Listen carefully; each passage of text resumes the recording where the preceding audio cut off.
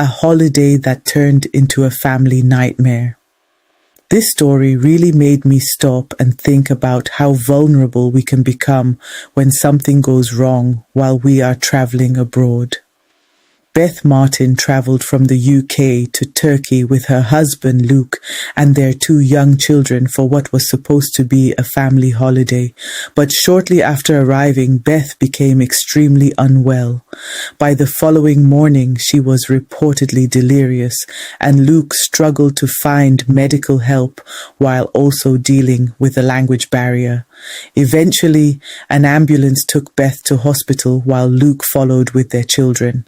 According to the family, what followed was confusion, fear, and very little communication. Luke says he told paramedics that Beth was allergic to penicillin. At the hospital, her condition became extremely serious and she was moved into intensive care. Her husband and family say they repeatedly struggled to get clear information about what was happening to her. At one point, Luke was even questioned by Turkish police because authorities were investigating whether Beth had been poisoned. He was later cleared of wrongdoing. The family says there was also terrible confusion over whether Beth was still alive. Eventually, on April 29th, they were told that she had passed away. But the story did not end there. When Beth's body was returned to Britain and another post-mortem examination was carried out, her family learned that her heart was missing from her body. Now this is where we have to be careful with what we say. Turkish forensic authorities later explained that Beth's heart had been retained for further medical testing because doctors were trying to establish exactly why such a young woman had suddenly died. They said the heart would be returned to her family when the examination was completed.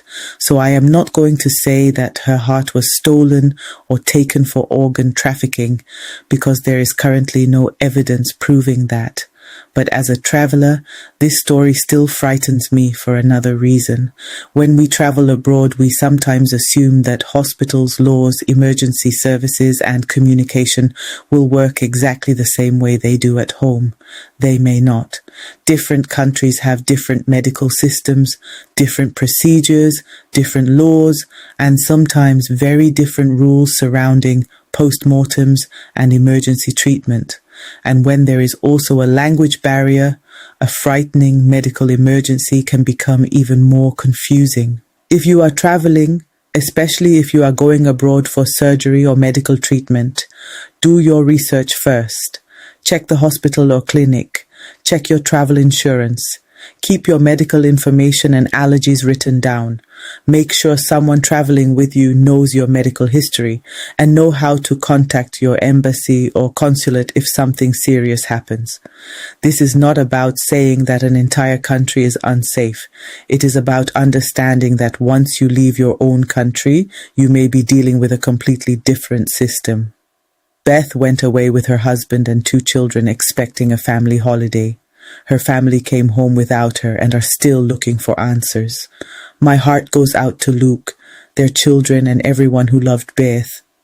And for all of us who travel, enjoy the world, but please travel informed and prepared.